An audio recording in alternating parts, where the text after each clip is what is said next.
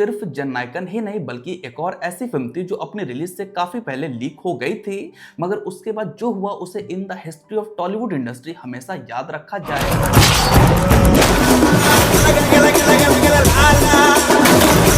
जैसा कि आपको मालूम होगा, थलपति विजय की मोस्ट अवेटेड मूवी जननायकन, जो कि काफी लंबे समय से सेंसर बोर्ड में फंसी हुई थी, वो फिलहाल लीक हो चुकी है और इस समय सोशल मीडिया पर काफी तेजी से वायरल हो रही है। इनफैक्ट बहुत सारे लोगों ने इस फिल्म को ऑनलाइन देख भी लिया है। कुछ लोगों का कहना यह है कि इस फिल्म को जानबूझ के लीक किया गया है ताकि इंश्योरेंस के पैसे को हासिल किया जा सके। वहीं ऑन द अदर हैंड कुछ लोग ऐसा भी कह रहे हैं कि थलपति विजय के पॉलिटिकल कंपेनी को यह फिल्म एक अलग ही दिशा दिखाने वाली है और फिल्म के जो मेकर्स हैं साथ ही साथ थलपति विजय ये चाह रहे होंगे कि ये जो फिल्म है ये इलेक्शन से पहले रिलीज हो जाए। I am coming.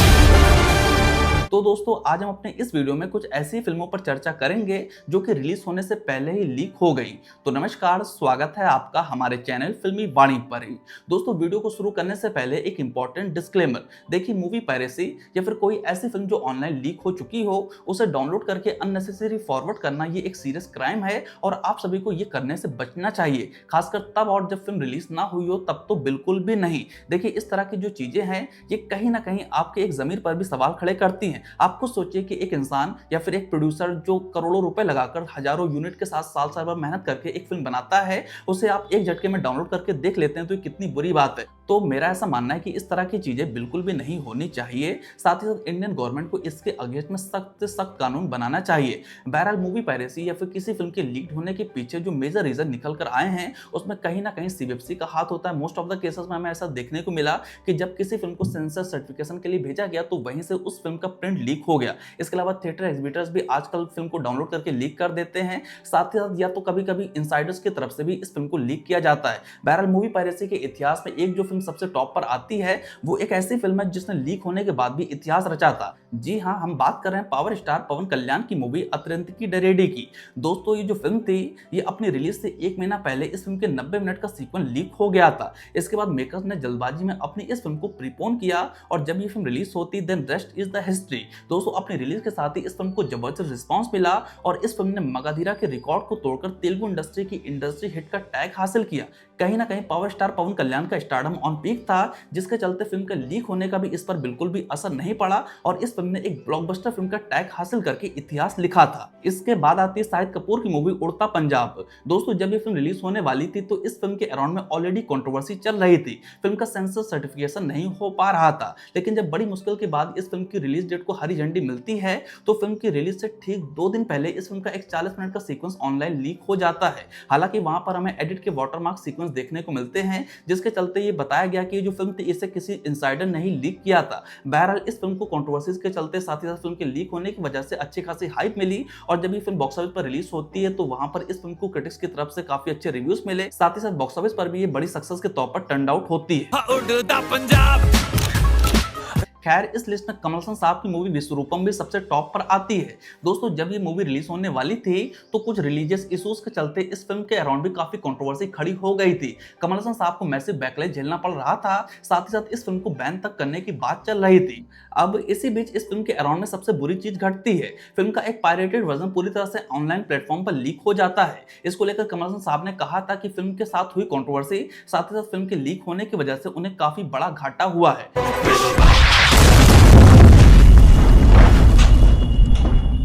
खैर, इसके बाद आती है बाहुबली। जी हाँ, इंडियन सिनेमा की सबसे बड़ी फिल्म को भी इस चीज से डील करना पड़ा था। ये पहली बार था जब डायरेक्टर एस एस राजामौली अपनी फिल्म को पैन इंडिया पर ले जाने की कोशिश कर रहे थे, मगर इसी बीच फिल्म के पहले पार्ट से कुछ इंपॉर्टेंट सीक्वेंस पूरी तरह से लीक हो गए थे। हालांकि बाद में कंप्लेन हुई, एफआईआर हुई और इस चीज को रोक दिया गया था, लेकिन सेम यही चीज फिल्म के सेकंड पार्ट के साथ भी देखने को मिली जब फिल्म के सेकंड हाफ का कुछ इंपॉर्टेंट सीक्वेंस पूरी तरह से सोशल मीडिया पर वायरल चलने लगा था। खैर, इसी फहरिस्त में एक और फिल्म आती है पद्मावत।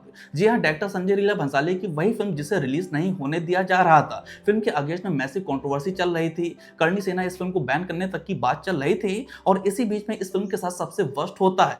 फिल्म की रिलीज से ठीक कुछ दिन पहले इस फिल्म का पायरेटेड वर्जन पूरी तरह से लीक हो जाता है। कहीं ना कहीं फिल्म से जुड़ी कंट्रोवर्सी और ये लीक होने के चलते फिल्म की हाइप जबरदस्त बन जाती है और इसके बाद जब फिल्म रिलीज होती है तो फिल्म को ऑडियंस की तरफ से मैसिव रिस्पांस मिला और ये फिल्म एक ब्लॉकबस्टर फिल्म के तौर पर टर्न आउट होती है। राजपूती कंगन में उतनी ही ताकत है जितनी राजपूती तलवार में।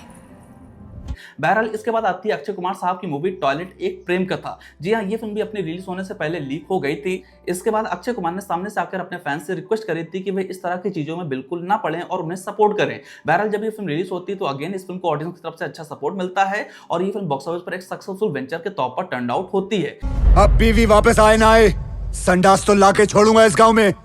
राधे राधे। खैर इसके बाद आती है पवन कल्याण साहब की मूवी वकील साहब। जी हाँ, अमिताभ बच्चन की सुपरहिट फिल्म पिंक का ये तेलुगु रीमेक था और उस समय पोस्ट कोविड पीरियड भी चल रहा था जब फैंस अपने घर पर ही फिल्म को देखना प्रीफर कर रहे थे। ऐसे में ये फिल्म भी ऑनलाइन पूरी तरह से लीक हो जाती है। हालांकि अगेन पावर स्टार पवन कल्याण का स्टारडम काम करता है। ये फिल्म का लीक होना उनकी फिल्म पर किसी भी तरह का प्रभाव नहीं डाल पाता और फिल्म बॉक्स ऑफिस पर एक सुपरहिट वेंचर के तौर पर टर्न आउट होती है। खैर इसी लिस्ट में एक और फिल्म आती है थलपति विजय की मास्टर। डायरेक्टर लोकेश कनगराज और विजय का फर्स्ट कोलैबोरेशन। दोस्तों जिस दिन ये फिल्म रिलीज हुई थी फिल्म का फर्स्ट शो भी खत्म नहीं हो पाया था, लेकिन इसका एचडी प्रिंट ऑनलाइन प्लेटफॉर्म पर आ गया था। हालांकि इसके बाद कंप्लेन की जाती है और सभी ऑनलाइन प्लेटफॉर्म से इस फिल्म को हटाने की पूरी कोशिश की गई। हालांकि फिल्म के लीक होने से फिल्म के मेकर्स को कुछ खास लॉस हुआ नहीं और कहीं ना कहीं थलपति विजय के स्टारडम के चलते ये फिल्म एक मैसिव ब्लॉकबस्टर के तौर पर टर्न आउट होती है। कभी कभी मेकर्स अपनी फिल्म की हाइप को बढ़ाने के लिए भी फिल्म के कुछ हिस्से को लीक कर देते हैं। देखिए जनरली जब भी कोई फिल्म लीक होती है तो वो चर्चा का विषय बन जाती है। यही चीज हमें देखने को मिली थी सलमान खान की मूवी सिकंदर के साथ। सिकंदर मूवी के कुछ सीन्स लीक हो गए थे, लेकिन जब हम फाइनल कट देखते हैं तो हमें वहां पर वो सीन देखने को नहीं मिले। अब मेकर्स ने बाद में उन सीन्स को हटाया या फिर वो पहले ही फिल्म का डिलीटेड पार्ट का हिस्सा था, ये तो कुछ नहीं पता, लेकिन इस तरह की चीजें हमें सिकंदर के साथ देखने को मिली थी। इसी तरह विजय देवरकोंडा और रश्मिका मंदाना की एक मूवी आई थी गीता गोविंदम। दोस्तों इस फिल्म का भी एक इंपॉर्टेंट सीक्वेंस पूरी तरह से लीक हो गया था। हालांकि उसका भी इस फिल्म पर किसी भी तरह का असर नहीं पड़ता और ये फिल्म बॉक्स ऑफिस पर एक बड़ी सक्सेसफुल वेंचर के तौर पर टर्न आउट होती है। अमिताभ बच्चन की पा भी रिलीज होने से पहले लीक हो गई थी।